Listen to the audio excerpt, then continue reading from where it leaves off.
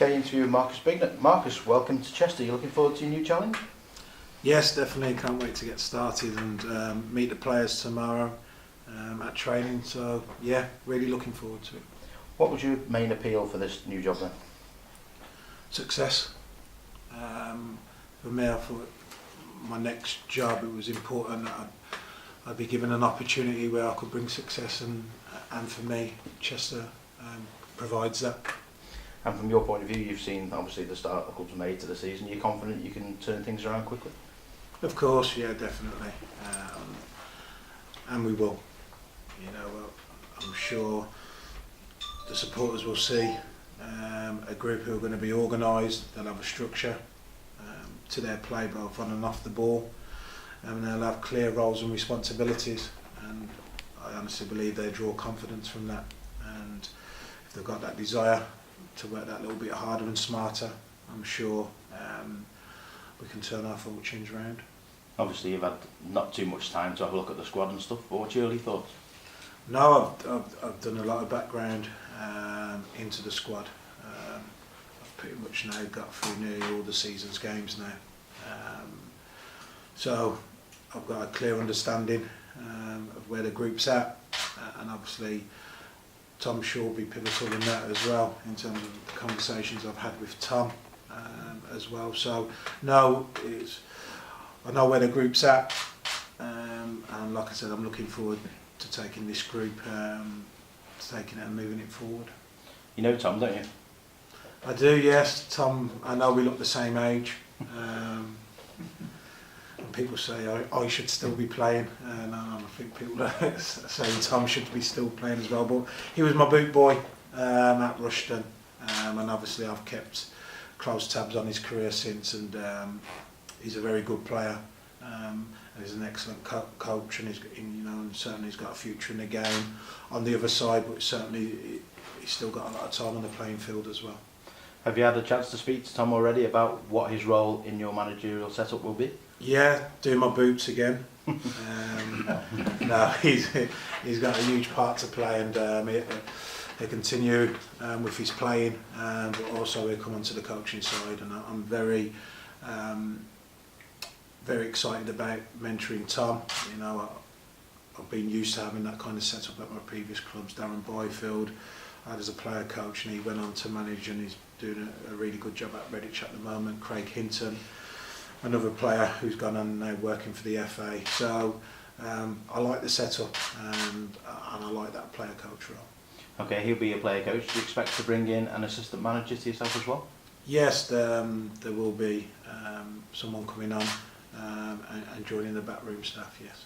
So hopefully we'll see Tom playing as well a bit more now. If selected. If selected, of course. Obviously, the first game for you is a home game, and you already know about the troubles the club has been having at home. Are you confident that you can hit the ground running on Saturday with that one? I'm always confident in every game we go into. There's one thing for sure, and like I said, there'll be a clear understanding of roles and responsibilities on Saturday, and there'll be a structure, and there'll be an organisation about us. And like I said, it'll be over to the players then to have that desire, to work harder and work smarter, and that's going to be the message I'll be sending out tomorrow, and certainly for the game. What can Chester fans expect from Marcus Bignot's side, kind of moving forward once you've stamped your own identity on it? Results, first and foremost. For me, that's going to be the remit right here, right now, is to get results and start climbing up that table.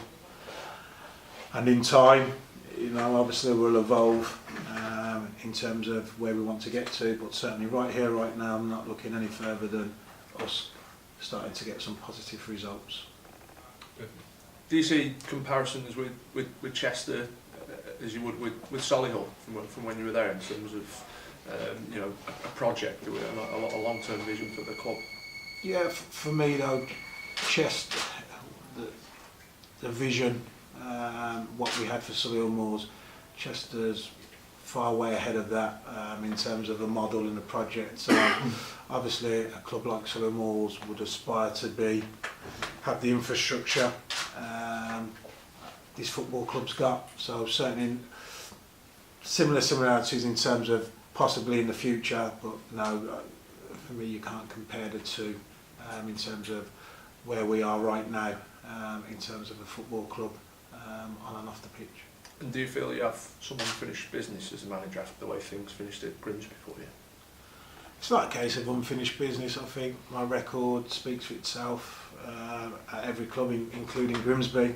I got results and I maintained the same points ratio per game as the previous manager at Grimsby, who got headhunted and is now in League One. And look at the job he's doing. So to maintain the same points return over more games and losing, no doubt, the best centre forward in the league, and people forget we lost the best goalkeeper in that league in terms of Dean Henderson, and it's ironic what he's doing now at Shrewsbury, and it's no coincidence. So no, we got the results. The only disappointing thing was we didn't have time to implement a vision, and that's all. But certainly in terms of results, unfinished business, you know, I wish the football club all the very best, but you know, my journey now is at a great club like Chester, and I can't wait to get started.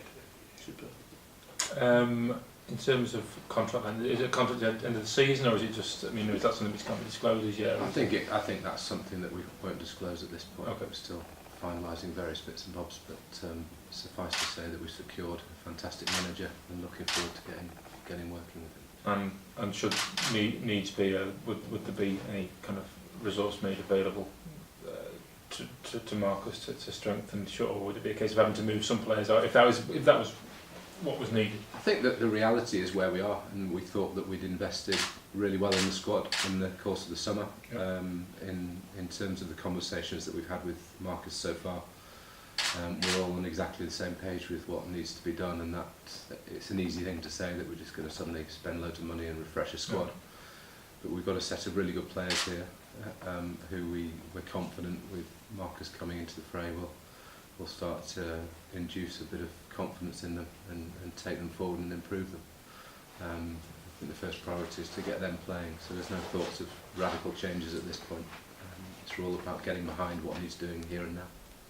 What were the standout characteristics about Marcus from your point of view and from the board's point of view which led you to the appointment? Well, I think it's been an intense few days, and it's been 2 days of interviews with an exceptional, and I mean exceptional, group of candidates.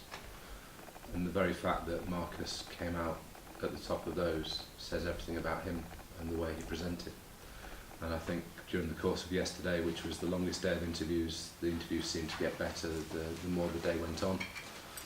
And there was almost a case that we thought at one point it couldn't get any better, and then Marcus walked in and blew us away with his presentation and with his understanding of the club, with his professionalism, with his dynamism, with his knowledge of the squad and his ideas about how he could make a difference straight away, with the way that he bought into the culture of the club and will build on some of the good work that's gone on in creating that infrastructure already. And he blew us away, and so we're delighted to have secured him. I think it says a lot that beyond the job that he did at Solihull, he was headhunted by a team in the league above, and that's a compliment to his abilities and his reputation, his job with Birmingham Ladies before that. So he has all of the attributes, all of the qualities, but also the personality to make an immediate impact. So we're thrilled to bits to have secured his services. I know one person who will be delighted with your appointment, Dean Fyan, who's the Chester women's team manager. I suppose you have a few kind of tips to try and move them on up and take them to the next level as well, because that's something which I know of all the candidates when I spoke to him the other week, it was very much kind of your name that was mentioned. Yeah, you know, you can see where the women's game's gone now, and there's you know, it's something I wanted to really incorporate at Solihull Moors in terms of having that presence in terms of a girls section, and now they've got a women's first ladies team associated with it as well. No, it's key, and again, a football club like Chester, you know, it's football for all, of all levels, of all abilities.